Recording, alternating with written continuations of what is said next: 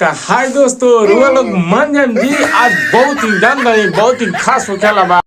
नहीं सारुण के यहाँ कुछ तो है जरूर कोई ना कोई का हो क्या लबा तो दो शख्स के जो हम लिया समझ रहे हो जाते नो यानी फोटो इधर तने लोगों ने ती हिमालती जो ना आई है यार थी यानी आर्थिक कौन माम ताज नहीं यानी फेस के तो ये चर्चा का करम जानते नहीं लोग तो चर्चा ये करम नु कि जो नहीं दूजनी बा लोग यानी ये लोग के का क्वालिटी पे यानी का यानी मैंने पहचान बा यानी कैसे पहचान बा तो केकरा में कैसे ना का शूट करता नु या जरूर लोग वीडियो के लास्ट तक मन जम छोड़ कर इसकी वीडियो बहुत मस्त हो क्या लगा और लास्ट तक देखिए वीडियो के हिंगे जम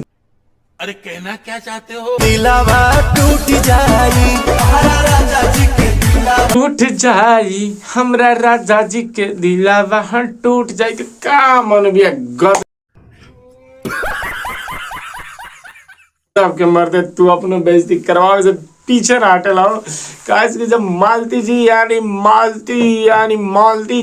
मालती जब नाचे लीनू कमर टूट जाई यानी दिल टूट जाई पवन भैया के गाना पर गजब मनु भैया के बेइज्जती होला काश रोम भाइयों सिस्टम पार मनु भैया के डांस ना आवेला हम कहते ना आवेला त ना आवेला आ ओई में मनु भैया यानी अपन कमर हिलावे से कमी ना छोड़लन काहे कि हमरा लागल थोड़ा चूड़ी फूट जानू कि कोई ना कोई हाफ यानी माइंड के तनी शांत हवा यानी गुस्सा प्राप्त कैला ही नहीं कौन ऐसे वही में हिलावे ना का करस अपन बेइज्जती तो खुद करवाऊंगे तो बा काज कि ये है तो मालती जी यानी जो वीडियो में रोड देखनी है ये मालती जी यानी मनु भैया दोनों जानी के संगे वीडियो शूट कैले बारन यानी वीडियो बनैले बारन तो बेइज्जती कहीं से कहीं कमी नहीं खन कर सकत तो दोस्तों देखिए आरती जी रेडी हो चुका है देखिए अभी मनु जी तैयार हो चुके हैं झूठ बोलने के लिए रेडी है तो दोस्तों देखिए अभी जो है नहा के आए झूठ बोले हैं तो यानी मनु भैया जो रोबा झूठ बोले नीनू लाजवाब झूठ बोलनी अरे यार जब हिंदी बोलना है तो का जरूरत बता रहे हिंदी बोलना का ये तो लेटेस्ट न्यूज़ है मर्दे वो में कौन इंटरेस्ट थोड़ी नु बा आज फ्लॉक्स में कैसे जो तू बात करन मरते गजब के तू झूठ बोलेला और तुझे कहते नहीं मैं गाना नहीं गाया हूं अरे बाप रे बाबू जाते हिंदी के पहाड़ लूट बोल कौन का हो संभव चलिए अब तनी सुनी मां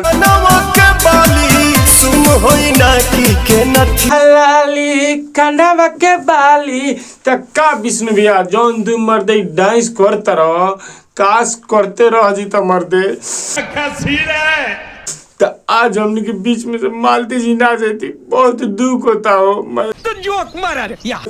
गजब के बेइज्जती ये कौन बेइज्जती मर्दे तू सोचो कि अगर काश यही में तू वीडियो बनाते रह जाता आ तो इनके परिवार अगर हिंग बनले रह जाए तो हमने सबके भी ई टाइम ना वाइत कहे के हो बड़ी बढ़िया लगी क्या पहले एक वीडियो बनैले रहे लेकिन उतना इंटरफेस ना कैले नहीं तनिक लाइव के माध्यम से लेकिन आज जान तो काहे कहे पड़ता मर्दे आज जान तो काहे कहे पड़ता काहे कि तू तो अपने आप में कमी तो ढाल ले बारानू पार्टी बदल लिया साला ऐसे हमरा कहल जायज बनता भाई तू गलती कैले बारा विष्णु भैया जौन तू यहाँ गाना में नाचो तरह गाओ तरह यहाँ लोग देखनी है मैंने भैया हमारे देखल लोग कितना अच्छा लगा था तनिक जोरी देख के दोस्तों देखिए आरती जी के लिए क्या सब लाए हैं तो आरती जी वाह दीदी नहीं तो दोस्तों देखिए हम आरती जी के लिए क्या लाए हैं क्रीम लगाइएगा लगा लीजिए मनु भी आएंगे कि हम कितना करेली यानी कितना क्या बोला तूने कहीं यार अब हम यानी आग से शर्म लागत अरे मनु भाई कुछ तो लाज कर ला मरते काज के तो लाज को कर थोड़ी अब अगर लाज को करा तो तेंगे ना करता काज की तरह संगे संगे इहो तो देखो कहा जाने कहा उन्हें कटो तरह करे आगे लिट्टी चोखा खींचे तो मिलता है यही से हम कह दी तो ई हम मनु भैया रोल के वीडियो में लास्ट तक देखनी और ये हम मनु भैया इनका के आरती जी के हस्बैंड हवन